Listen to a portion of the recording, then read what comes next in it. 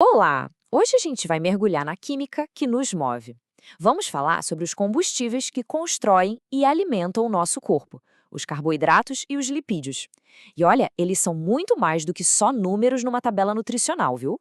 São as moléculas que ditam a nossa energia e até a estrutura das nossas células.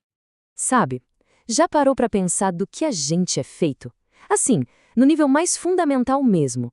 Se a gente pudesse se reduzir aos nossos componentes químicos essenciais, o que sobraria? A resposta pode ser bem mais simples do que se imagina. Pois é, a resposta está na química. No centro de tudo isso, a gente encontra duas grandes famílias de moléculas, os carboidratos e os lipídios. Eles são, ao mesmo tempo, os motores que nos dão energia e os tijolos que constroem nosso corpo.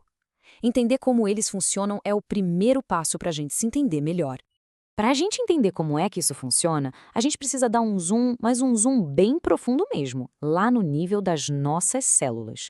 É na composição química de cada uma delas que essa história toda realmente começa. Vamos começar pelo grupo mais famoso, né? Os carboidratos. Eles são a principal fonte de energia do nosso corpo e são organizados como se fossem blocos de construção, indo do mais simples ao mais complexo.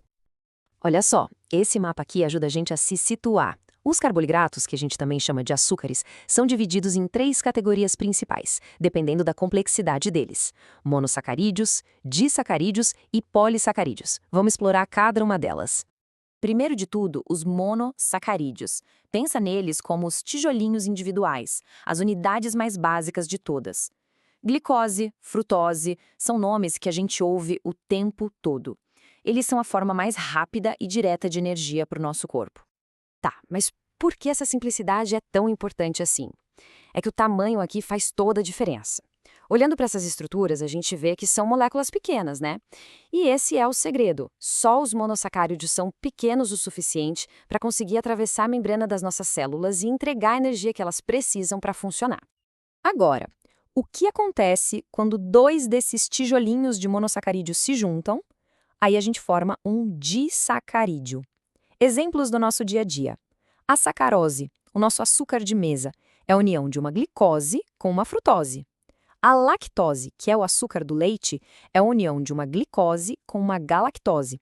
E se a gente juntar centenas ou até milhares dessas unidades? Aí sim a gente tem os polissacarídeos, que são essas cadeias enormes e complexas.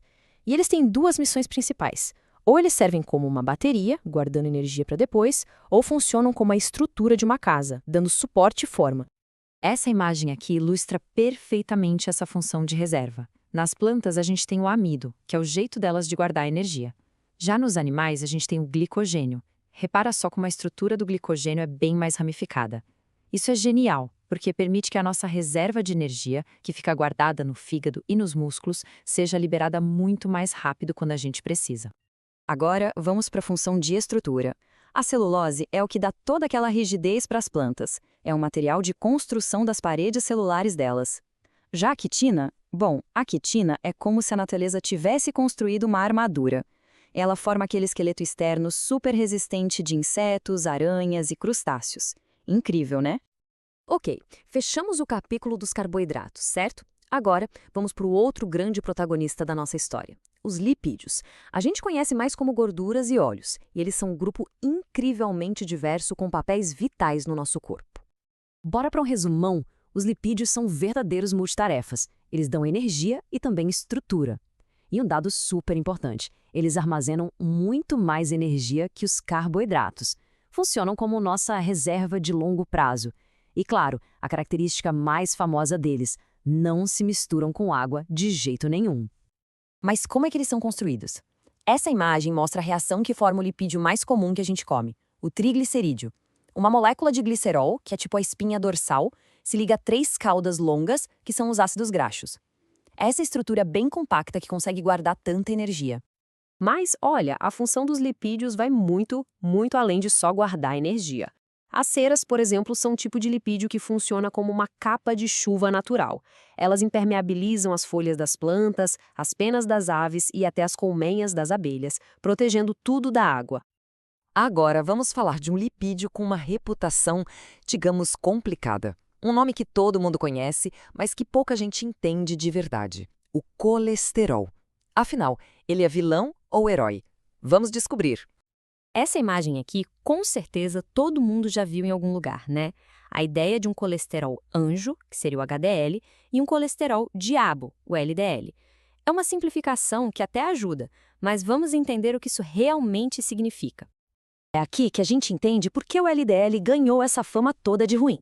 Quando tem LDL demais circulando no sangue, ele pode acabar se depositando nas paredes das artérias. Com o tempo, isso vai formando placas que endurecem e estreitam os vasos. O resultado? O fluxo de sangue fica mais difícil e isso pode levar a problemas sérios como infartos e derrames. Então, vamos definir os papéis de cada um. Imagina assim, o LDL é tipo um caminhão de entrega. Ele pega o colesterol lá no fígado e leva para as células. O problema é quando tem entrega demais e essa carga acaba se acumulando no meio do caminho, que são as artérias. Já o HDL é o caminhão da limpeza. Ele passa recolhendo o colesterol que sobrou e leva de volta para o fígado para ser descartado. Por isso que ele é considerado um protetor.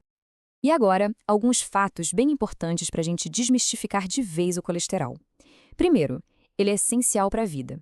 É um componente vital de todas as nossas membranas celulares. Segundo, o nosso próprio corpo produz. Grande parte do colesterol que circula na gente é endógeno, ou seja, feito pelo nosso fígado. O resto vem da alimentação, o exógeno, que a gente encontra só em produtos de origem animal. E tudo isso leva a gente para o ponto principal. A biologia raramente trabalha com vilões e heróis. Tanto os carboidratos quanto os lipídios são, sem sombra de dúvida, essenciais para a vida. Eles são a base da nossa energia, da nossa estrutura. O segredo não está em eliminar um ou outro, mas em encontrar o equilíbrio. E então fica a reflexão final. Agora que a gente entende um pouco melhor a função desses combustíveis, o que as nossas escolhas alimentares dizem sobre a química que está acontecendo dentro do nosso corpo? A resposta, no fim das contas, está no nosso prato. Obrigada por acompanhar esta análise.